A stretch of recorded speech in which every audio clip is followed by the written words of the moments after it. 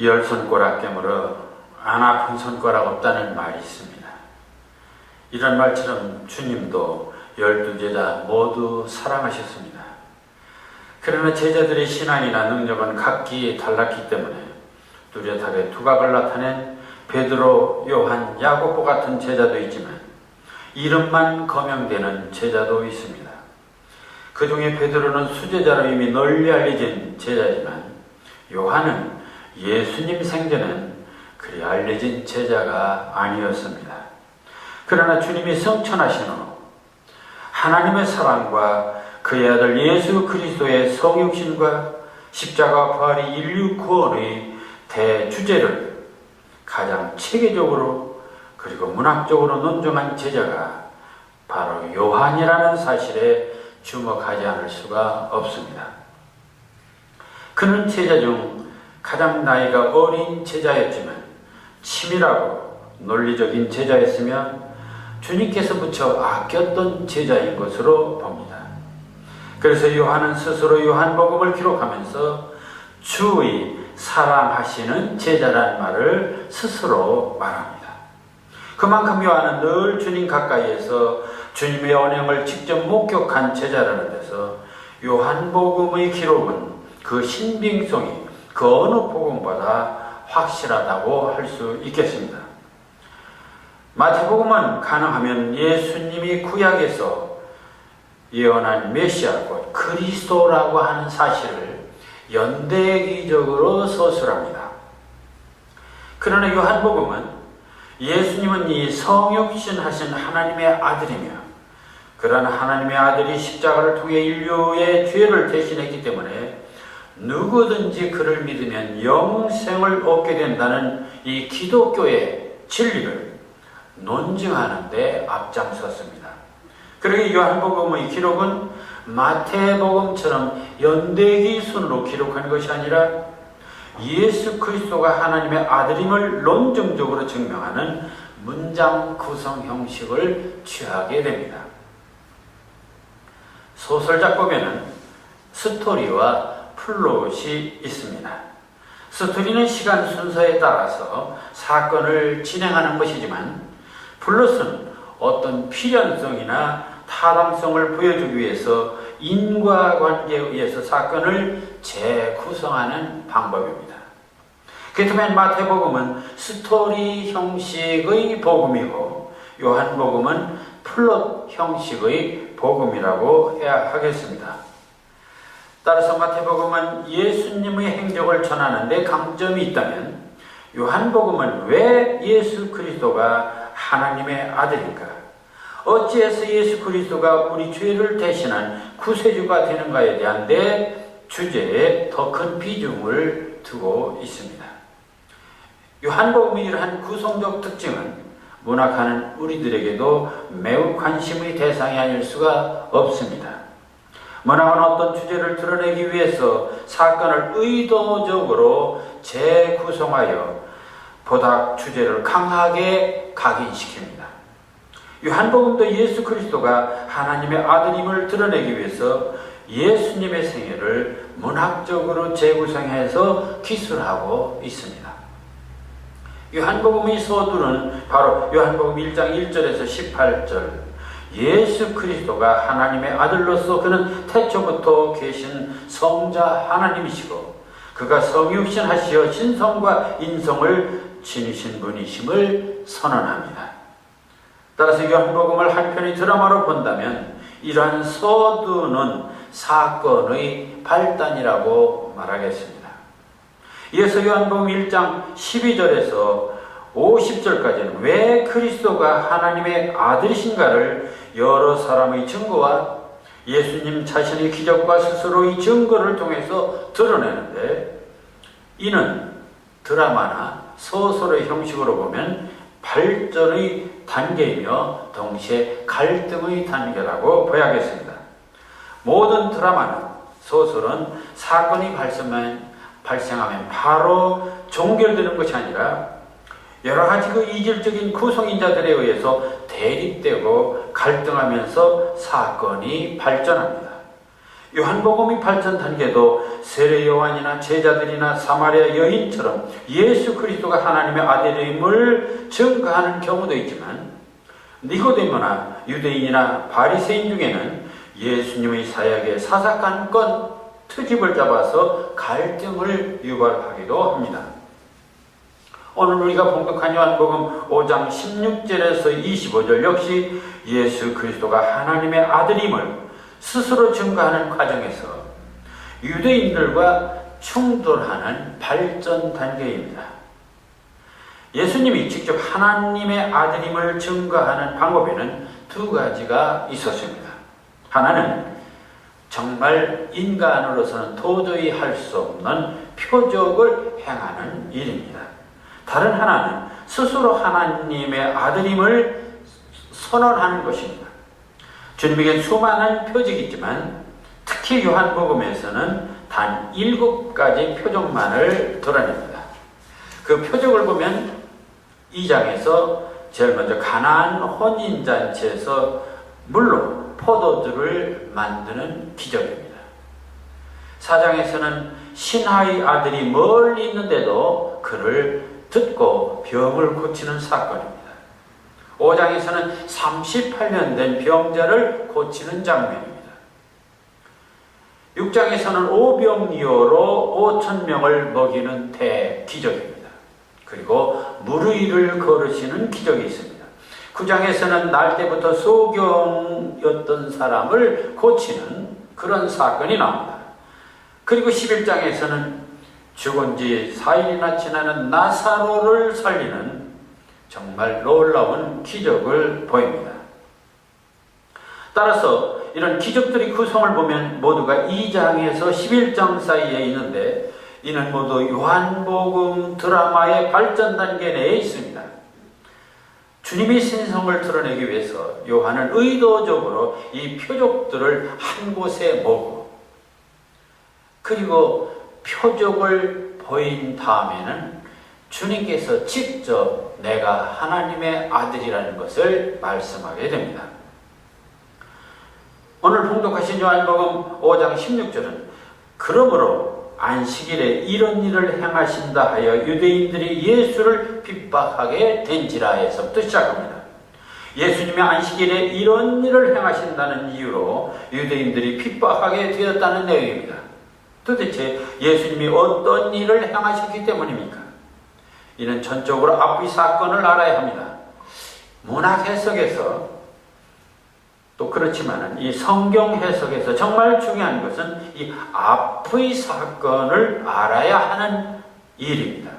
이를 그 문맥적 해석이라고 하는 건데, 따라서 설교할 때 또는 성경을 해석할 때 어느 한 구절만 따서 자기 입맛에 맞게 풀이하는 것은 매우 오만하고 위험한 행동이라고 할 수 있습니다. 성경 본문의 앞뒤 문맥을 무시하고 어느 한 구절을 자기 지식이나 세상의 지식으로 해석하는 것, 특히 요즘 주제 설교에서 흔히 볼 수 있는 일인데 이는 성경을 오독하고 왜곡할 수 있는 위험이 있습니다. 성경은 반드시 앞뒤 문맥을 살펴서 성경 텍스트의 진실을 먼저 정확히 파악한 후에 그 진실을 현실과 연관해서 실천할 수 있도록 해야 하는 것입니다. 오늘날 반기독교주의나 이 사이비 종교들이 성경 전체를 문맥적으로 해석하지 않고 몇몇 구절을 억지로 모자이크해서 그것을 가만 이설로 만드는 경우가 많습니다. 자, 안식일에 이런 일이란 5장 1절부터 일어난 일인데 그 내용인즉 예루살렘 양문 곁에 이 베데스다라는 연못이 있습니다. 근데 여기 이 연못에는 여러 병자들이 둘러 있습니다. 이들은 이 연못물이 움직인다, 동하기를 기다립니다. 전하는 말에 의하면 이곳에 천사가 내려와서 물을 움직일 때 제일 먼저 들어가는 사람이 낫는다는 것입니다. 그런데 여기 38년 된 병자도 있었습니다. 그러나 그는 몸이 불편해서 물이 막상 통한다 하더라도 물속에 먼저 들어갈 수가 없었습니다. 바로 그러한 38년 된 병자를 향해서 예수님은 그에게 이르시되, 여기서도 중요한 것은 예수님께서 먼저 그 병자에게 다가가십니다. 내가 낫고자 하느냐? 예, 그러하니 하오나 물이 통해도 나는 움직일 수 없습니다. 이때 예수님께서 이르시되 일어나 내 자리를 들고 걸어가라 하시니 정말 그 사람이 번쩍 일어나 자리를 들고 걸어나가는 기적이 일어납니다. 그런데 공교롭게도 그날이 바로 안식일이었습니다. 이때 유대인들이 해괴한 질문을 합니다. 아니, 안식일날 38년 된 병자가 나은 기적에는 언급을 하지 않고 안식일날 왜 병을 고치느냐, 다시 말하면 왜 노동을 하느냐 하는 것입니다. 출애굽기 20장 10절에 보면은 10계명 중 제4계명 안식일에는 일하지 말라는 계명이 있고, 이를 다시 세분화한 이 율법, 소위 사바대에는 안식일에 금하는 39개 조항이 있는데, 그 조항 중에는 한 지역에서 다른 지역으로 물건을 옮기는 것도 금하는 규정이 있습니다. 그러니까 이 규정을 어겼다는 것입니다. 결국 안식일에 병 고치는 일이나 들것을 이동하는 것이나 모두가 율법을 범한 것이라는 말입니다. 38년 병자를 고친 일이 안식일이니까 안 된다면 이는 생명보다 율법을 앞세우는 것이고 인간을 자유롭게 하는 것이 아니라 오히려 구속하는 촉쇠가 될 수 있습니다. 이런 이 악습에 대해서 주님은 다음같이 놀라운 선언을 하십니다. 본문 17절, 예수께서 그들에게 이르시되 내 아버지께서 이제까지 일하시니 나도 일한다. 자, 이 구절은 유대인들로서는 도저히 받아들일 수 없는 아주 참남한 망언으로 생각하게 됩니다. 첫째로, 나의 아버지 문제입니다. 하나님을 나의 아버지라니. 그렇다면 예수님은 하나님의 아들이 됩니다. 예수를 그들은 시골 나사렛 요셉의 목수 요셉의 아들로 다 알고 있는데, 하나님이 자신이 친아버지고 그러기에 자신은 하나님의 아들 즉 메시아라니, 이건 정말 신성모독이 아닐 수가 없습니다. 둘째로, 유대인들이 목숨처럼 지키는 이 모세의 율법, 십계명의 도전입니다. 하나님에 대한 도전입니다. 창세기는 분명 야훼 하나님이 6일간 천지를 창조하시고 그리고 7일에는 안식했다 했습니다. 그래서 하나님은 모세를 통해서 7일에는 쉬라 했는데, 예수님 지금 하나님도 쉬시고 모든 유대인들이 쉬는데 안식일에 병을 고치면서 하나님 아버지도 안식에 일하시니 나도 일한다고 말하는 것은, 이것은 바로 십계명 전면을 부정하는 것이고 오히려 하나님의 뜻을 왜곡하는 것입니다. 그래서 이러한 분노를 노골적으로 보이는 것이 18절입니다. 유대인들이 이로 말미암아 더 예수를 죽이고자 하니 이는 안식일을 범할 뿐만 아니라 하나님을 자기의 친아버지라 하여 자기를 하나님과 동등으로 삼으심이로라. 2000년 전 예루살렘의 양문에서 벌어진 당시 사건으로 돌아가 그 장면을 생각해 본다면 정말 이는 일촉즉발의 위기일 뿐만 아니라 대단한 사건일 수밖에 없습니다. 아니, 1500년 전통의 구약이 무너지고 신약으로 거듭날 것인가? 율법의 유대교가 무너지고 사랑과 은혜의 기독교로 거듭날 것인가 하는 이 기로에 있다고 할 수 있습니다. 정말 목숨을 보장할 수 없는 이 위험한 순간입니다. 주님이 십자가의 죽음을 맞게 된 이유도 바로 여기에 있었습니다. 그런데 주님은 한치의 흔들림도 없이 하나님 아버지와 아들 예수의 이 절대적 관계, 그 긴밀하고 거룩한 신성의 관계를 당당하게 논하십니다. 그것이 바로 19절, 29절 이어지는 하나님 아버지와 아들 예수의 관계 선언입니다. 다시 말하면 이 38년 된 병자를 고치는 기적을 일으키시고 그 다음에 복음을 전하는 방식으로서 그는 내가 하나님의 아들이라는 것을 당당하게 밝히는 내용입니다. 여기서 주님은 하나님과 동등한 신성을 지닌 하나님 아버지 아들이라는 사실을 네 가지로 밝힙니다. 첫째는 하나님과 예수님 사이에는 전혀 비밀이 없다는 것입니다. 19절 아버지께서 행하시는 일을 아들도 그와 같이 행하느니라. 아버지가 하는 일을 나도 똑같이 한다. 그럼 아버지와 나와 동등하다. 하나님과 내가 동등하다는 얘기입니다.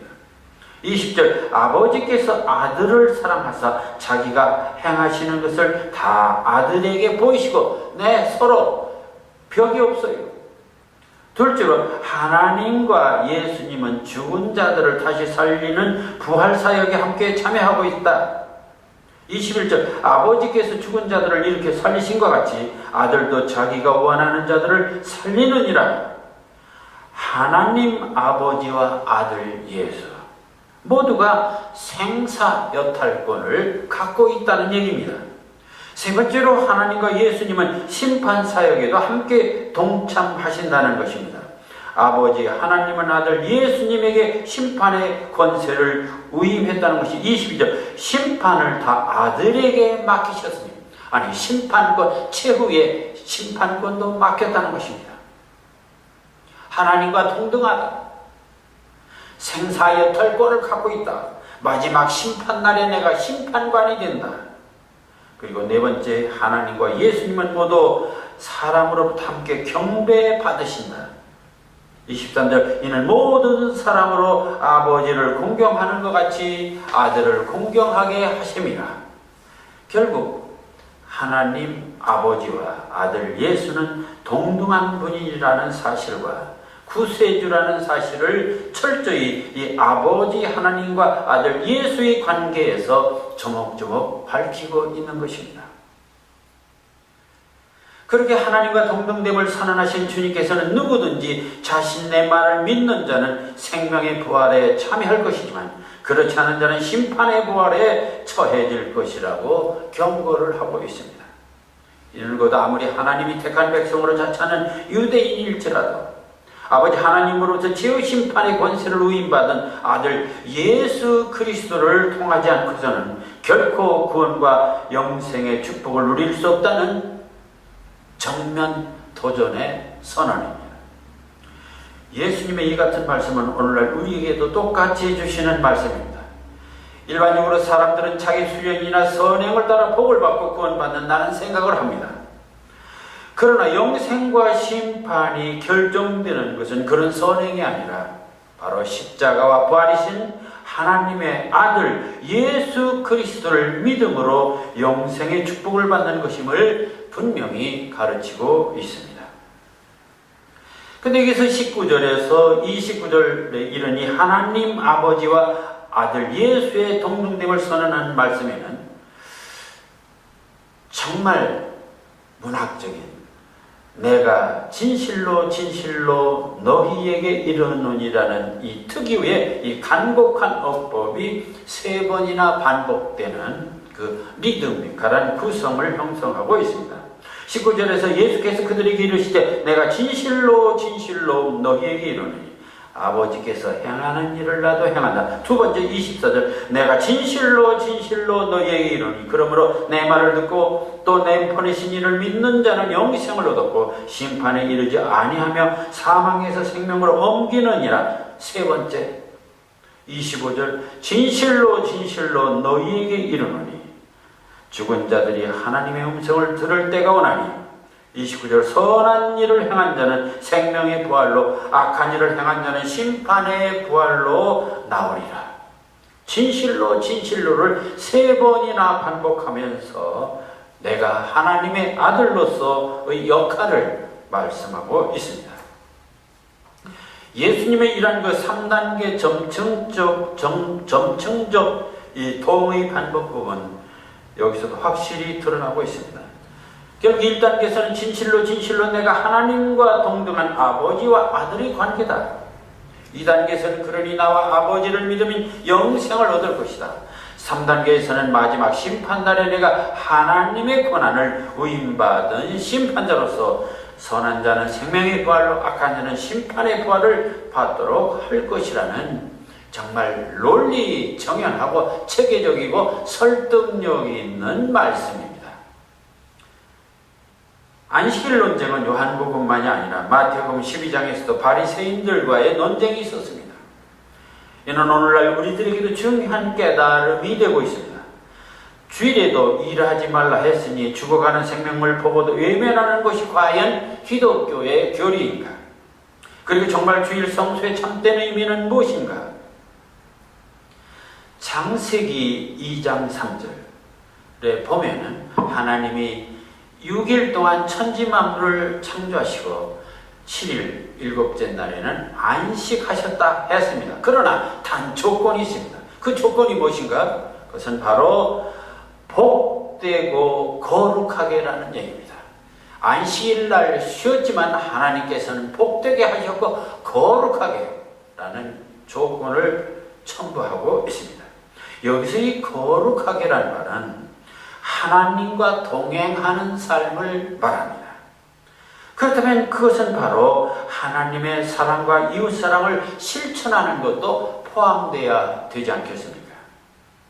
자, 그러한 진실을 외면하고 무조건 교회 출석만 강요하고 그래야 복받는다는 것은 극히 유대교적 율법주의이고 이런 맹목적인 신앙일 수도 있습니다. 눈도장이라는 말이 있습니다.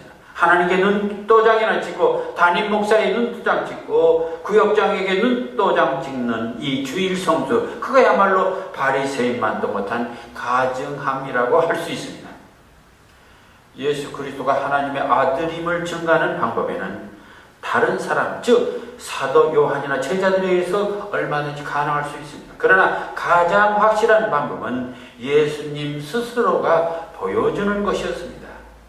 그 1차적인 방법이 바로 인간이 할 수 없는 놀라운 표적을 통해서 보여주는데 이는 대단히 대중적이고 직접적인 방법일 수 있습니다.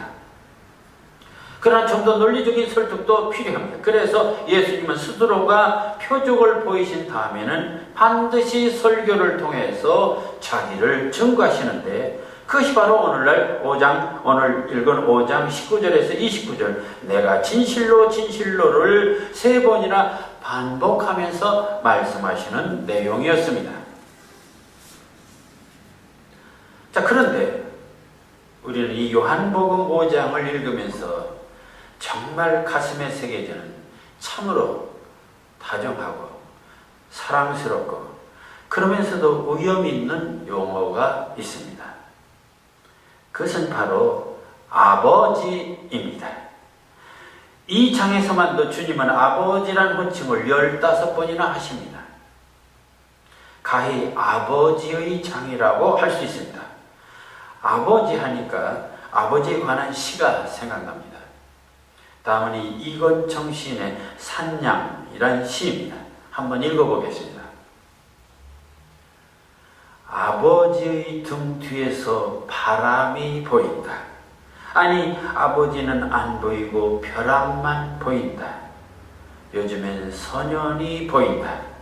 아버지는 안 보이고 바람만 보이고 벼락만 보인다는 것입니다. 옛날 나는 아버지가 산인 줄 알았다. 자령산맥이거나 낭림산맥인 줄 알았다. 광대한 능선을 모두가 아버지인 줄 알았다. 그때 나는 생각했다. 푸른 어깨를 스쳐간 이 큰 산의 물이 흐르고 흘러 바다에 닿는 것이라고. 수평선에 해가 뜨고 하늘도 열리는 것이라고. 그때 나는 뒷짐지고 아버지 뒤를 따라갔었다. 그처럼 아버지가 대단한 존재로 알았습니다. 자, 그러나 아버지, 아들인 내가 밟아야 할 비탈들을 앞장서 가시면서 당신 몸으로 끌어안아 드리고 있는 걸 몰랐다. 아들의 비탈들을 모두 끌어안은 채 까마득한 벼랑으로 쫓기고 계신 걸 나는 몰랐다. 시인은 어린 시절에는 아버지는 차령산맥이나 낭림산맥 같은 아주 우람한 산인 줄 알았다는 것입니다. 그런데 지금은 아버지는 안 보이고 벼락만 보인다는 것입니다. 그동안 아들인 나는 아버지만 따라가면 되는 줄 알았습니다. 그러나 알고 보니까 내가 밟아야 할 비탈길을 모두 끌어안고 까마득한 벼랑길로 쫓기고 있음을 이제서 알게 됐다는 것입니다. 자식들을 위해서 희생하시는 이 아버지의 모습에 참 뭉클함을 느끼게 됩니다. 하청호 시인의 아버지란 시도 있습니다. 한번 보겠습니다. 풀짐이 걸어온다. 아버지는 보이지 않고 풀짐만 삽장문을 들어선다. 쿵! 아버지는 산처럼 무거운 하루의 일을 부려놓고 상큼상큼 거인처럼 다가온다. 얘야, 싱긋 웃으며 꼭 지어주는 산딸기 성이, 아버지의 하얀 이빨이 산딸기처럼 상큼하다. 자, 묵묵히 일하시는 거인 같은 아버지, 그리고 자식에 대한 지극한 사랑을 이 시에서도 느끼게 합니다. 세상의 아버지란 어떤 존재인가? 그리고 아버지와 자식과의 관계는 무엇인가? 저에겐 어린 시절 아버지는 하나님이었습니다. 세상에서 아버지가 제일 힘이 세고 돈도 많고 그래서 아버지는 내 삶을 지켜주는 하늘이었습니다. 사실 인간관계에서 부자관계, 부모 자식 관계보다 더 절실하고 절대적인 관계는 없습니다. 그러게 기독교에서 하나님을 아버지로 호칭한 것은 신학적으로, 사회학적으로, 그리고 시적으로 이보다 더 명쾌하고 절실한 표현일 수가 없는 것입니다.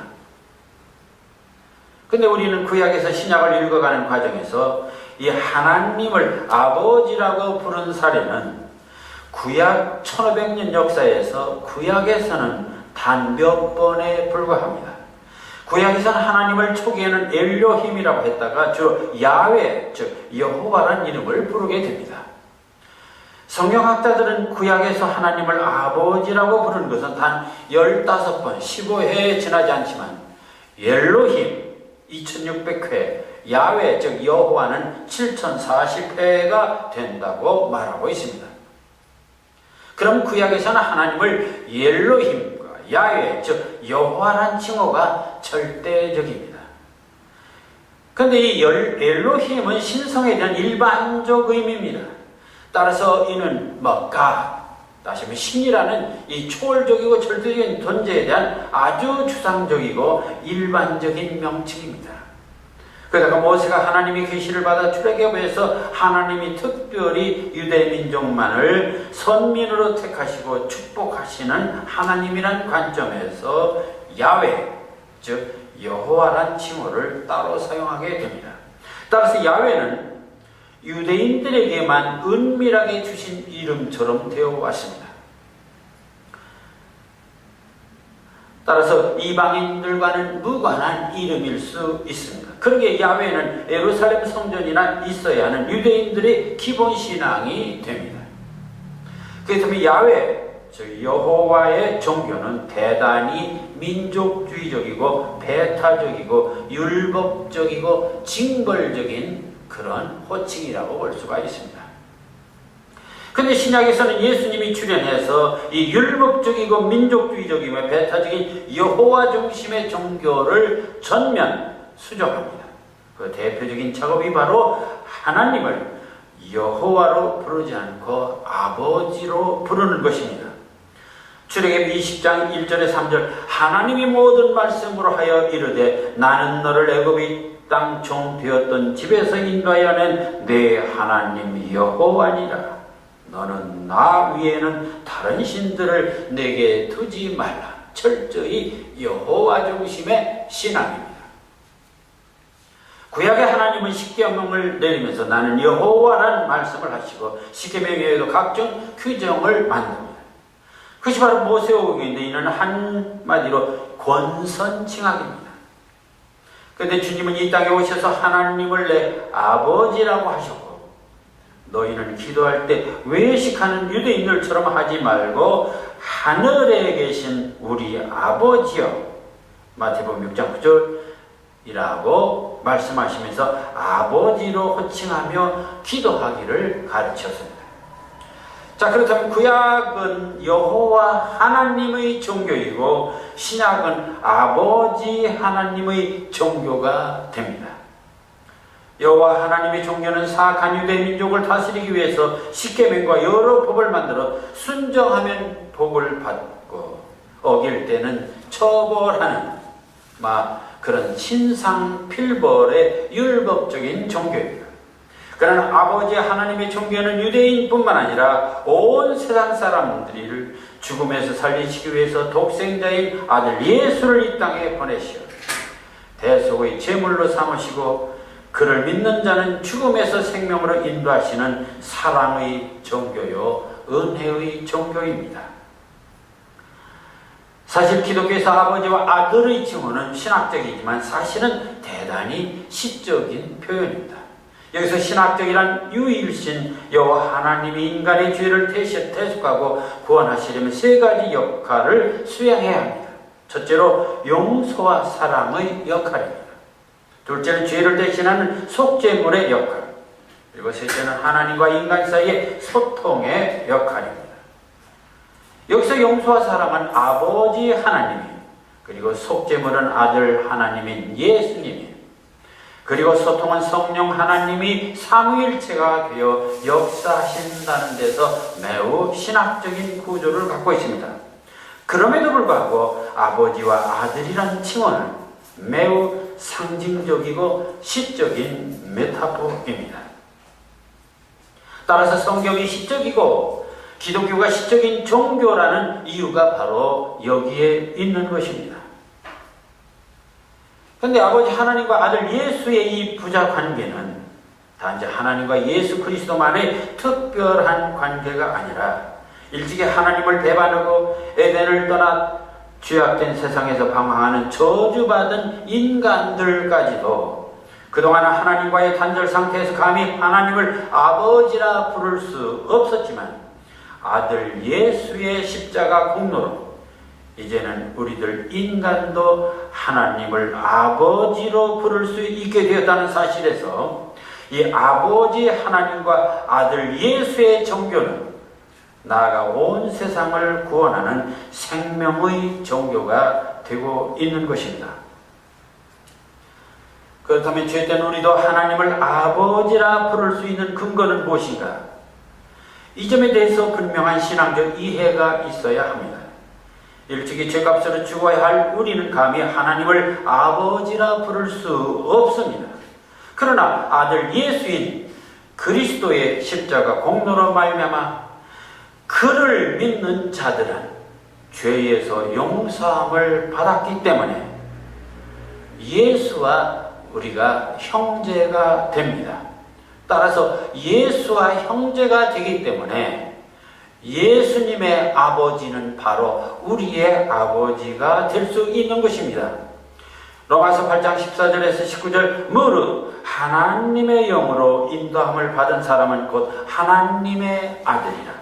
너희는 다시 종의 영을 받지 아니하고 양자 영을 받았으니 그러므로 우리가 아버지라고 부르짖느니라. 여기서 하나님의 영으로 인도함을 받은 사람이란 즉 죽을 수밖에 없는 육신의 삶에서 주님을 믿고 주님의 공로로 죄사함을 받은 성도들을 말하고 있는 것입니다. 요한복음 5장 24절 말씀과 같이 내가 진실로 진실로 너희에게 이르노니 내 말을 듣고 또 나 보내신 이를 믿는 자는 영생을 얻었고 심판에 이르지 아니하니 사망에서 생명으로 옮겼느니라. 갈라디아 4장 5절 율법 아래 있는 자들을 속량하시고 우리로 아들의 명분을 얻게 하려 하십니다. 에베소서 1장 5절 그 기쁘신 뜻대로 우리를 예정하시자 예수 그리스도로 말미암아 자기의 아들들이 되게 하셨으니 즉 예수 그리스도를 믿고 영생을 얻은 자들만이 하나님을 아버지라 부를 수 있는 특권을 갖게 되었다는 얘기입니다. 자, 우리와 하나님과의 관계가 아버지와 그 자녀의 관계로 된다면 정말 이것은 예를 들어서 대한민국 국민이 천국 시민이 되었다는 것이고 마귀의 자녀에서 하나님의 자녀가 되었다는 말이고, 영원히 죽을 수밖에 없는 이 사형수가 영원히 살 수 있는 특별 사면을 받은 존재라는 얘기도 됩니다. 이 아버지와 아들의 이 놀라운 시적 종교, 이 얼마나 감동적인 관계이고 이 얼마나 행복한 관계입니까? 그래서 아버지 하나님의 사랑과 아들 예수의 공로로 아버지 하나님의 자녀가 된 우리도 마음껏 하나님을 아버지라 부르며 아들 예수님과 함께 찬양하며 감사하며 날마다 하늘나라를 향해 가는 복된 성도의 삶이 되어야 하겠습니다. 기도하겠습니다. 하나님 아버지 감사합니다. 죽을 수밖에 없는 저희를 지극히 사랑하셔서 아들 예수 그리스도의 십자가 공로로 저희도 아버지의 자녀가 되게 하시고 아버지라 부를 수 있게 하시니 더욱 감사를 드립니다. 이제 마음껏 아버지를 부르며 자녀로서 부끄럽지 않게 당당하게 살아가게 하여 주시옵소서. 예수님 이름으로 기도하옵나이다. 아멘.